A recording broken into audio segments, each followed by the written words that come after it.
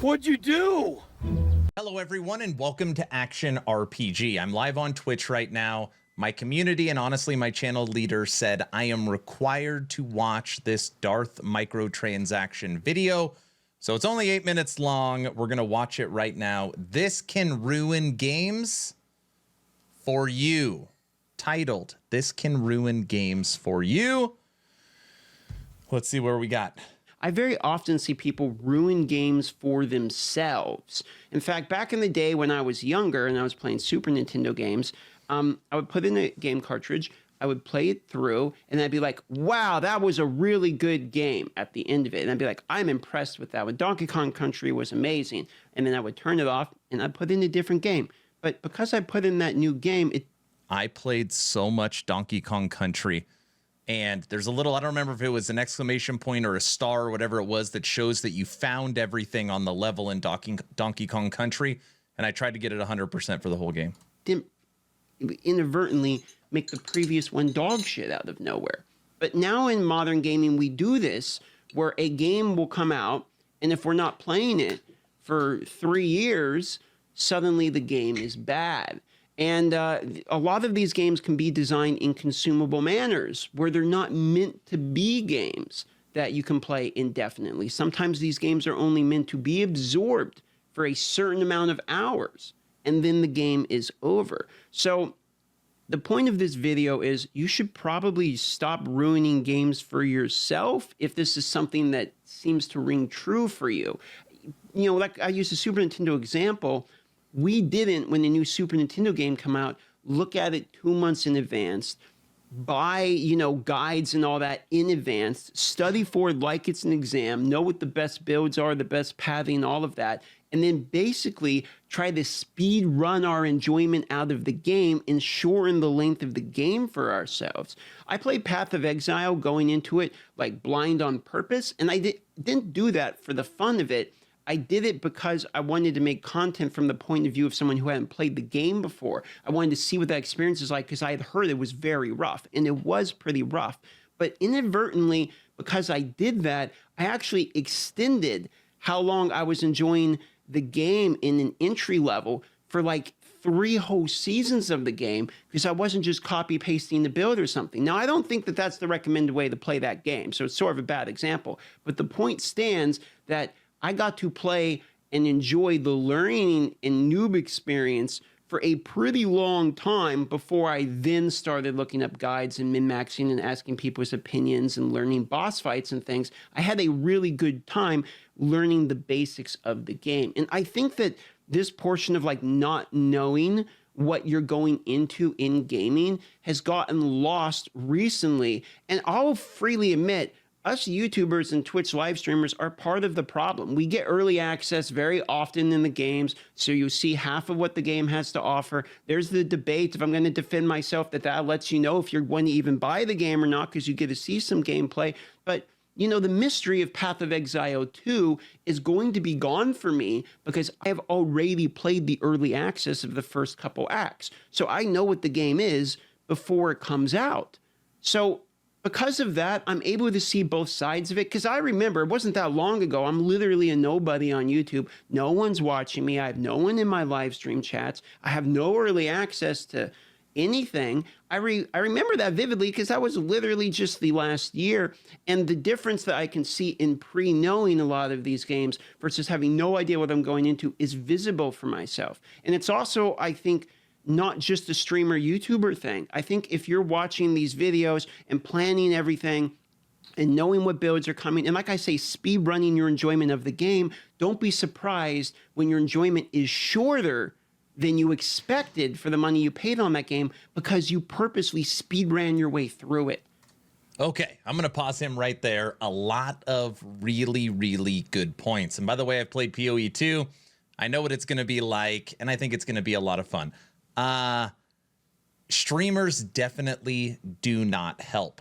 Specifically, let's talk about action RPGs. The genre has evolved, and now it's about competition amongst the gamers. It's about race to the top of the mountain. The new season hits. who's the first one to hit 100, who's the first one to clear 1,000 corruption. And it's all about quick. And then the enjoyment is over, and then you move on to the next thing. And I do think a lot of times we do ruin the games for ourselves, because I have seen this horrible, I'm using the word horrible trend, and follow me for a second. And anybody that's been a part of my streams knows probably what I'm about to say. There's a lot of people that follow a build guide click for click. Most of the time, they don't even understand the game. And sometimes they want to use bugged builds. They want to use builds that don't even require clicking. And it's, I want a build that I am going to follow that's bugged, that doesn't require any clicking, and I am the most powerful and I'm having the most fun. Now, by all means, you play the game how you want. Do you. If you find enjoyment in it, do it. But more and more, I am seeing that style of gamer. There was somebody that came into my stream yesterday and said, I'm looking for a build that can clear all content that requires almost no clicking. And it's like the game plays for you. And sometimes it's accessibility and sometimes it isn't. But yeah, a lot of times the wonderment, me and my wife talk about this. Google, we no longer live in wonderment. It's, you have a question, you don't ponder it, you don't try and figure out the answer, you just immediately Google it. Takes a lot out. In my opinion, you don't need to be the best in games. You don't need to be the top 1% unless you're competitive. Then this video doesn't mean anything. If you're the type of person that's, a League of Legends player, all your enjoyability comes from climbing ladders, etc. I have friends like that. I can understand. God bless you. Go have fun, blast, be competitive. But if you're someone who just enjoys games because you like games, then speed running your way through it and purposely trying to get good before you even have your hands on the game can have an inverse effect than what you're trying to do. You're looking into a game because you're excited about it and you're looking forward to play it. But looking into that game so far into the future and hyping yourself up and planning out all of this stuff is very often going to make the game worse for you. And then at the end, when you're done with it faster than you thought, you're going to be disappointed feeling because you thought, I was so looking forward to this game and hyped myself so much up and knew so much about it that I thought this game was going to go forever. You can both build a level of ridiculous expectation on yourself as well as remove the discoverability and enjoyability from games at the same time by looking too much into them too soon. So this ties to multiple facets of conversation I wanted to have today. One is it's okay to quit a game, because games are, in my opinion, consumable by nature, by a lot of these. And the history, at least my personal history, I can only talk for myself, but my personal history of gaming has been picking up a game, playing it, and quitting the game. And the only game that has kept my interest for 20 years was old school RuneScape. And even that game had to remake itself in order to bring people back into the game. I had quit the game until they made old school because I didn't like RuneScape 3. If Star Wars Galaxies remade itself and came out tomorrow, I'd be playing that. But holy crap. We were just talking about it because I was streaming an MMO earlier that my favorite MMO of all time is Star Wars Galaxies. Okay, now I have to personally reach out to Darth. Sorry. Other than that, there's not many games. I guess I'm playing WoW Classic, but these are MMOs, okay? There's not many games that have kept my interest for the entirety of my life. And if you think about it with your games, do you have any games that have kept your interest for the entirety of life? And if you do, one might come to your head when I say that. If you do, think about how rare and special that is and how much love you probably have for that one game. Then think, can you take that and put it on any other of these early access or any of these other games that are coming out? Do you think it's going to hold up to that weight you hold and that high regard you hold of your previous games? Probably not. So don't do that to yourself because you're going to be disappointed. Mario 3. First thing I loaded on my daughter's Switch. Over and over and over again. And I myself have been disappointed over and over and over again with games. Lower your expectations, and not in the way you're thinking where I'm saying just let companies get away with pumping you garbage, but don't expect every game to be the main game. purchase games with the nature of enjoying them while you're playing them and then letting them go peacefully afterwards until you find the new one. Do your research to make sure you're not buying something that's garbage, but also try not to spoil the entire game for yourself before you actually get your hands on it. My favorite experiences right now in gaming are me going in blind to games that people are telling me are the most goated games of all time. I still haven't finished Elden Ring of all games. And I have heard that Elden Ring is literally one of the best games on the planet. So when I went through and played halfway through of that, basically blind, and was surprised by boss after boss after boss, I got the true Elden Ring like experience of first trying it, because I didn't do it on purpose. I just didn't watch content, but I hadn't had it ruined for me already. In the years that that game's been out, if I had watched speedrun after speedrun, if I had watched Let's Plays, if I knew all the boss fights, or before I streamed it, I planned the day before and watched everything to make sure I'd be good at the game and all that, I wouldn't have had a good time playing the game.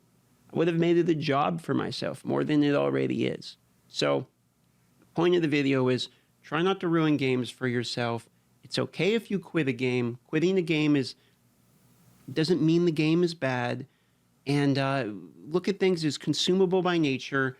And if you try to stay somewhat blind to the game that you want to play, in my opinion, it'll make things better. Because think of it this way. If the game is bad, and it's going to be bad, being blind isn't going to save the game. It's not going to make the game good. So you'll know it's bad either way. But if the game is really good, and you find out it's really good, surely you would rather have the experience of discovering how good that game was for yourself, right?